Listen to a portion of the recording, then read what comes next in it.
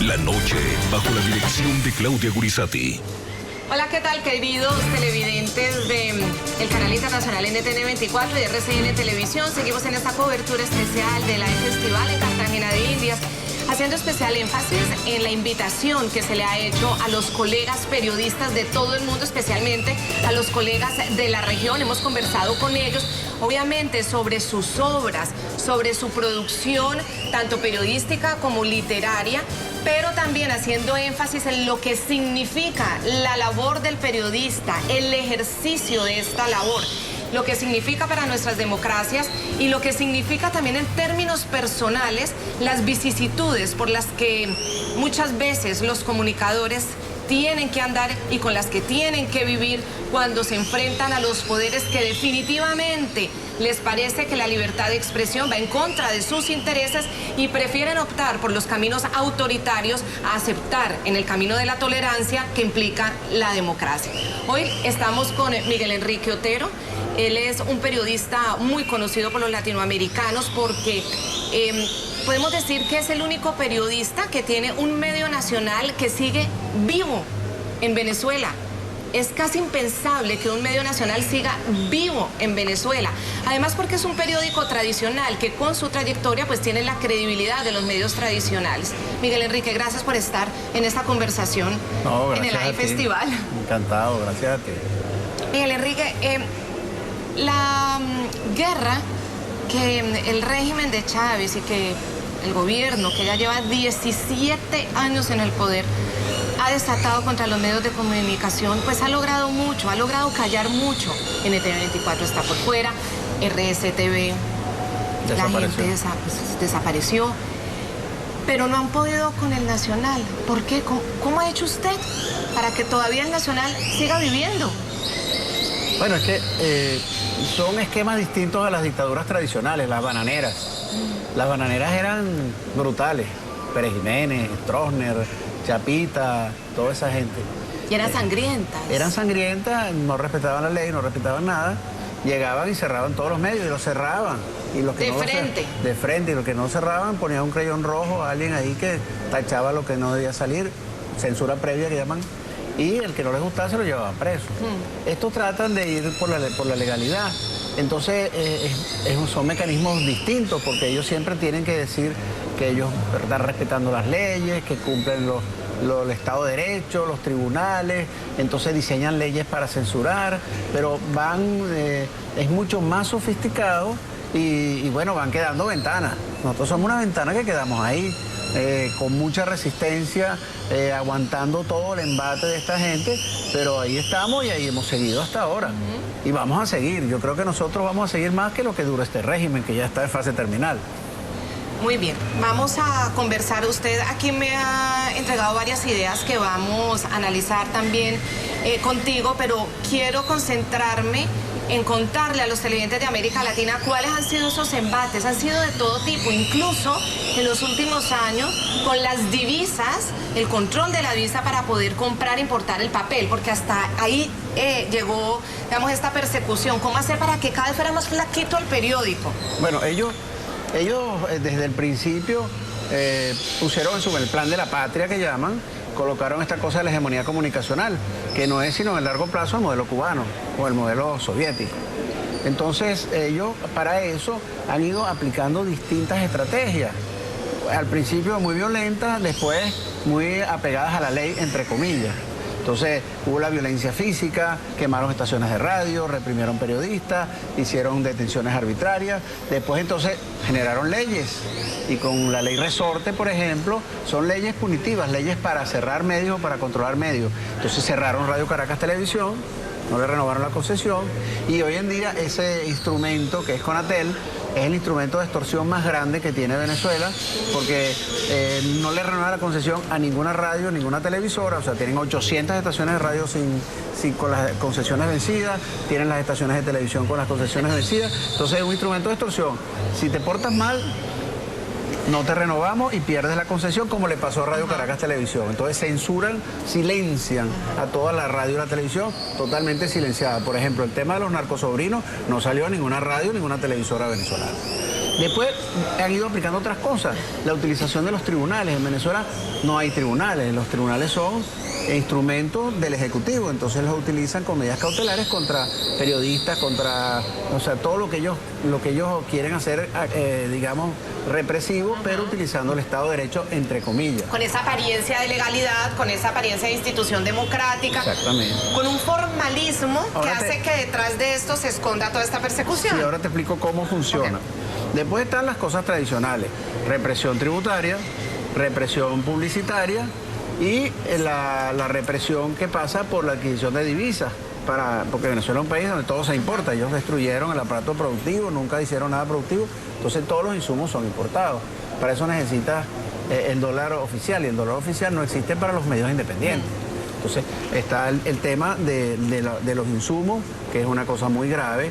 Está el tema de la utilización de las cadenas, que son instrumentos de comunicación del gobierno que los hace el presidente, son cadenas o todas estas estaciones de radio y televisión para amenazar, insultar, difamar a los editores, a los periodistas. Entonces es la utilización de esos mecanismos. Entonces es toda una arquitectura para silenciar a los medios. Entonces van quedando unos poquitos medios. O sea, en Venezuela el 40% del territorio nacional solo tiene acceso a radio y televisión oficial. El otro 60% a los autocensurados.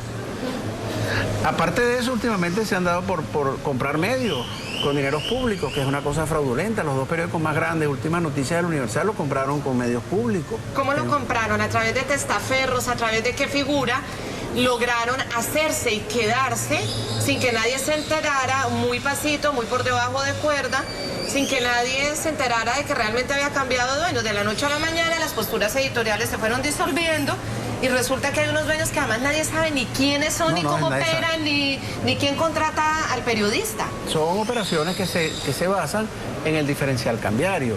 En este momento el diferencial cambiario es de 6.30 a 1.000, una cosa de locura. En ningún país del mundo ha existido eso nunca. Lo más grave parecido fue la Unión Soviética al final, que era de 10 a 100. Aquí es de 6.30 a 1.000. Entonces el gobierno te da dólares a 6.30 a un operador X.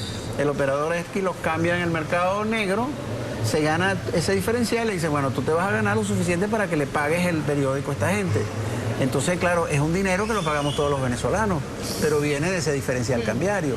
¿Quiénes son los operadores? Bueno, utilizan bancos o utilizan empresarios cercanos al régimen y al final esos medios son de una offshore que nadie conoce dónde están, que nadie sabe cómo se manejan. Son unos anónimos por lo que menos nadie en sabe. Últimas Noticias las autoridades son directivos del PSV, que es el partido de gobierno. En el Universal ni siquiera se sabe quiénes son.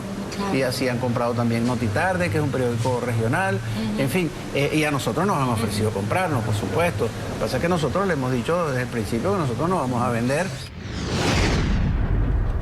Su apellido es un legado, así como también es un legado el diario El Nacional, un negocio de familia fundado en 1943 por su abuelo, Enrique Otero Vizcarrondo, y su padre, Miguel Otero Silva, un reconocido escritor, poeta, humorista, periodista y político, miembro de la denominada Generación del 28, como históricamente se le conoce al grupo de ilustres estudiantes universitarios venezolanos de la época.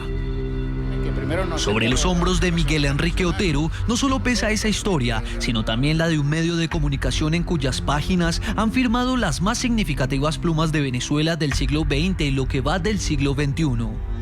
Otero nació un 3 de marzo de 1947, casi a la par del diario que hoy dirige. Es matemático, graduado en la Universidad Central de Venezuela, en 1968, en la que hizo un posgrado en Administración de Empresas. Después viajó a Inglaterra, donde hizo un máster en Economía. Ejercer su carrera de matemático es una tarea que pospuso al probar suerte en la política como diputado del partido Copey. Aunque su formación no es la de un periodista, como editor y director del diario de su familia, ha mantenido esa esencia combativa que tanto caracterizó a ese rotativo en sus primeros años, aquellos en los que su padre estaba a cargo de la jefatura de redacción. En sus 72 años de vida institucional, el diario ha denunciado la corrupción, el abuso del poder e incumplimiento de los compromisos, las mentiras o las violaciones a los derechos de los ciudadanos consagrados en las leyes. ¡Queremos Durante los últimos 17 años, su directiva ha estado en la mira del régimen chavista. El acoso ha sido implacable, siendo considerado por muchos como el último diario crítico que queda en el país. Ellos tienen en su plan de gobierno la hegemonía comunicacional, que no es sino el modelo cubano en el largo plazo, que desaparezcan los medios y que quede un solo medio, una sola versión. Otero ha tenido que soportar las permanentes amenazas de cierre del diario, bien sea por la vía judicial o la asfixia económica. Eres la vergüenza de Miguel Otero Silva, Miguel Enrique. Eres la vergüenza de Venezuela. Además, ha tenido que enfrentar 4 procesos judiciales, desde sanciones con multas millonarias y bloqueos de sus cuentas bancarias hasta el impedimento para adquirir el papel periódico. Este es un gobierno que ha, en todos los sentidos, derogado la Constitución y cada día hace acciones que van en esa dirección. La más reciente demanda en su contra fue interpuesta por el expresidente de la Asamblea Nacional, Diosdado Cabello, por haber reproducido en febrero del 2015 una información del diario ABC en la que se aseguraba que Cabello estaría siendo investigado por las autoridades estadounidenses por su supuesta vinculación con la organización de narcotráfico El Cártel de los Soles. Da pena. Y después le dan la vuelta al mundo. Soy un pobre perseguido político, el presidente de la Asamblea Nacional me está persiguiendo. Por eso es que yo no voy a retirar mi demanda ni hoy ni mañana hasta que los tribunales hagan lo que tengan que hacer. Y ahí nos veremos algún día. El 13 de mayo de 2015, un juez de Caracas impuso la prohibición de salir del país a varios directores de medios de comunicación, entre ellos a El Nacional, por lo que Miguel Enrique Otero ha preferido no regresar a su país y permanecer en Miami, Estados Unidos. ¿Qué lo hace usted mantenerse tan firme? Es decir, esto es un periódico fundado por tu familia. Es un periódico que durante muchos años trabajó también en el periodo democrático de Venezuela. El hecho de que si en el futuro, por la persecución, llegaras a perder el periódico sería un golpe muy duro para ti, no solo desde lo profesional, sino también desde lo humano. ¿Qué te hace sentirte tan firme y no mostrar fragilidad frente a unos personajes que se quedaron en el poder, que no quieren soltar el poder y que se sienten dueños del país? Bueno, hay una cosa de principio, de cultura corporativa, de que tenemos confianza en que eso no va a durar toda la vida. En fin, es un espíritu de lucha también, es una formación de la lucha y la formación de defensa de la democracia del país. Es un arraigo con el país y eso es lo que nos ha dado fuerza para no sucumbir ante las presiones violentas, que es todo lo que yo he contado, y ante las presiones pecuniarias, que es el ofrecer un dinero increíble porque vendamos el periódico. A ustedes los han atacado con todas las estrategias burdas y sofisticadas. Las de en cadena nacional, insultarlos, tratar de naturalizarlos como una voz legítima, como sería en cualquier democracia. Las voces legítimas a veces apoyan, a veces se oponen, a veces llaman la atención sobre hechos concretos, porque esa es la labor del periodista. Los han tratado de desnaturalizar, los insultan, los han perseguido, les han hecho todo tipo, digamos así como lo explicabas, el control cambiario para que no pudieran importar el papel periódico. Y ya el último ataque fue de frente, una acción legal y una prohibición para que pudiera salir del país. ¿Por qué sucedió eso? ¿Cómo fue la historia de la investigación del periódico español ABC, que se retomó como lo hacemos todos los periodistas cuando hay una investigación interesante y que le interesa al país? ¿Y en qué terminó esta situación para ti? Bueno, ¿cómo criminalizan la disidencia utilizando el Estado de Derecho entre comillas?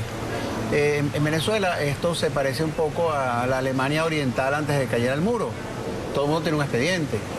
El expediente es una cosa que está en la palabra de unos funcionarios, en algunos ministerios, en la policía, X. Cuando quieren criminalizar a alguien, ese expediente lo convierten en una acusación. Lo toma la fiscalía, instruye a un fiscal para que vaya a un juez y el juez lo convierte en una demanda. Pero, ¿qué es lo que opera ahí? Opera que es que la demanda puede ser infundada, puede ser una cosa absurda, pero el juez, al iniciar el procedimiento, toma medidas cautelares. Las medidas cautelares es que vayas preso, por ejemplo. Hay una gente que tiene 12 años con medidas cautelares y está preso en una mazmorra. O sea, las medidas cautelares se vuelven eternas. Es la instrumentación de la arbitrariedad dictatorial, pero posmoderna. Ajá. No es como lo hacían los dictadores tradicionales que decían, mira, llévalo preso y punto.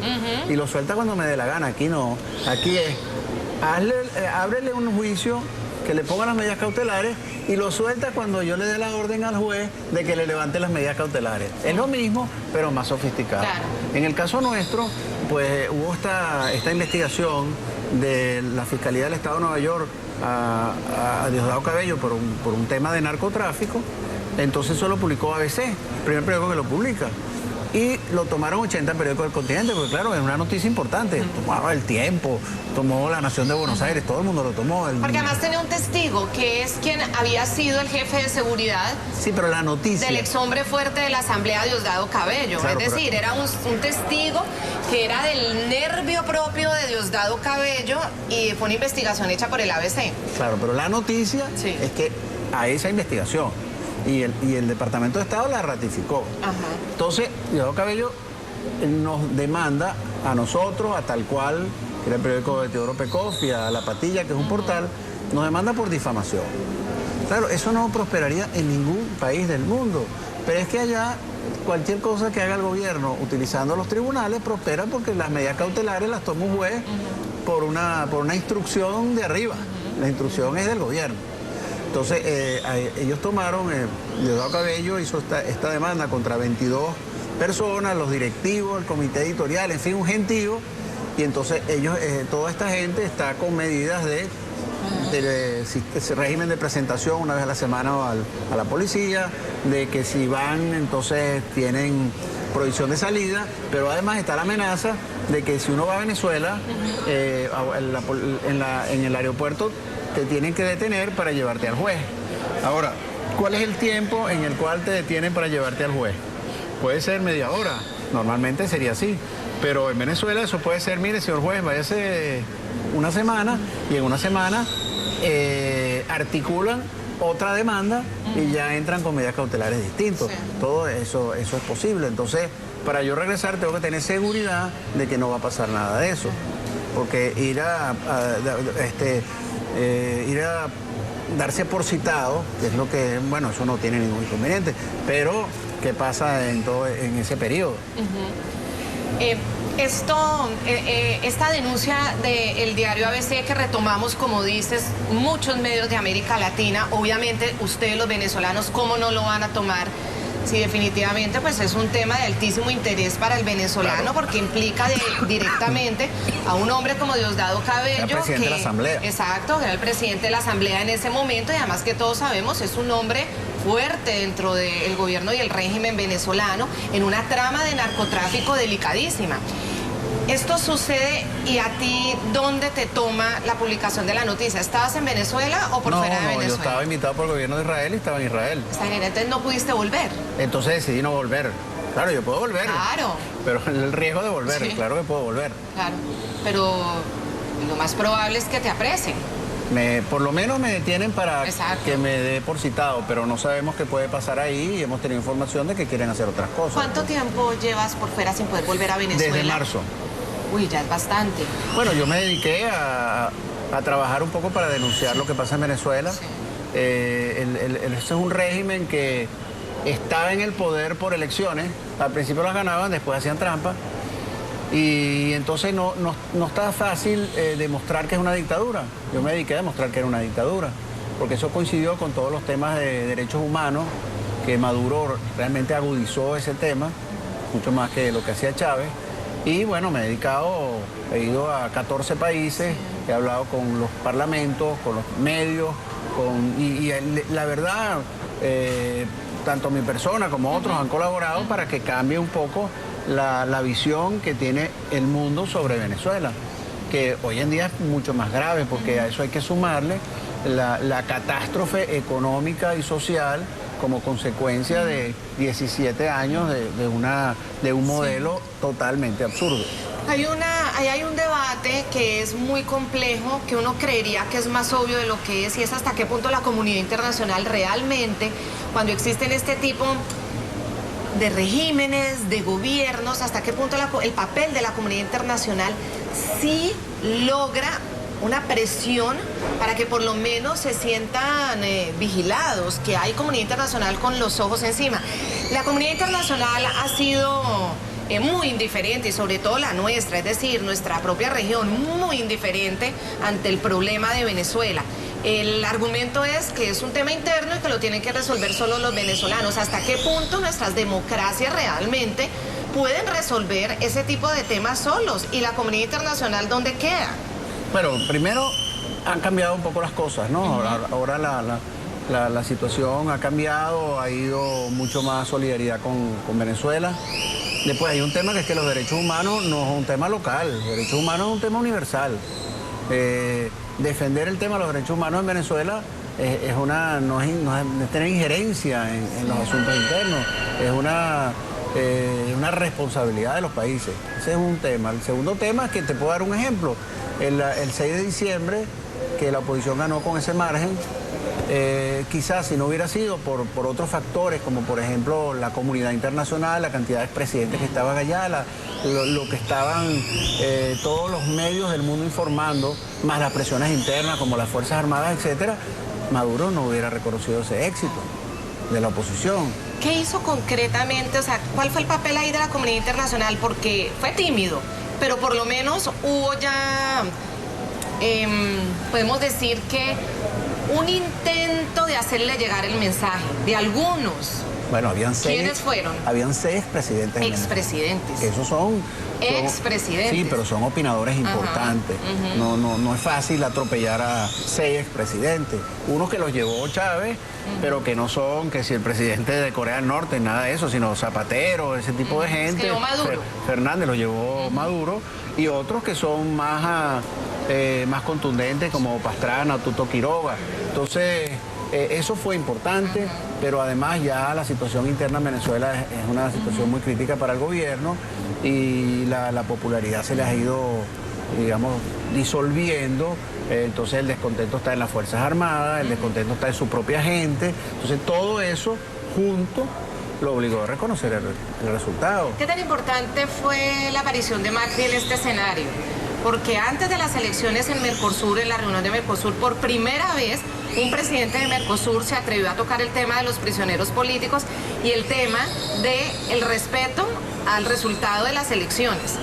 ¿Qué tan, digamos, influyó o no influyó que llegara Macri a este escenario? O sea, todo es un contexto, todo va sumando. Y en América Latina ha habido cambios importantes, porque el Macri es muy importante, el mismo conflicto político en Brasil los ha, digamos, neutralizado un poco en su apoyo a Venezuela, la misma Bachelet también ha cambiado un poco, entonces hay una tendencia a que las cosas sean distintas. ¿Hay una tendencia a dejar la indiferencia? Una tendencia contra la indiferencia, sí la hay. Y en todo caso, la parte internacional es muy importante, no pueden aislarse, y más ahora que tienen esa crisis económica. O sea, ¿cómo se aíslan totalmente? La comunidad internacional es importante, y los medios también, porque son todos los medios del mundo denunciando lo que pasa en Venezuela, con notas en primera página. Es una situación de denuncia muy, muy fuerte. Usted, Miguel Enrique, habla de esta crisis económica. Y basados en esa crisis económica hemos escuchado por muchos años, muchos sectores, no solamente políticos, sino también analistas y periodistas, no da más, va a explotar, no da más, va a explotar, y sigue. Ahí siguen. Bueno, los países no quiebran. Exacto, lo siguen empeñando. La gente es la que sufre el problema. ¿Hasta qué punto aún sigue esa influencia de Venezuela con toda la crisis interna, pero afuera? Porque siguen generando votaciones. Lo vivimos hace menos de un año, la crisis en la frontera con Colombia, que en la OEA votaron y votó la gran mayoría a favor de que el tema no se tocara en la OEA. ¿Hasta qué punto de todas maneras esa influencia, y a pesar de la crisis petrolera, sigue siendo una influencia real? El petróleo de Venezuela en la región, en los países del Caribe, que ponen muchos votos a la hora de tomar decisiones en los organismos multilaterales. Bueno, sí, pero cada día menos, cada día menos.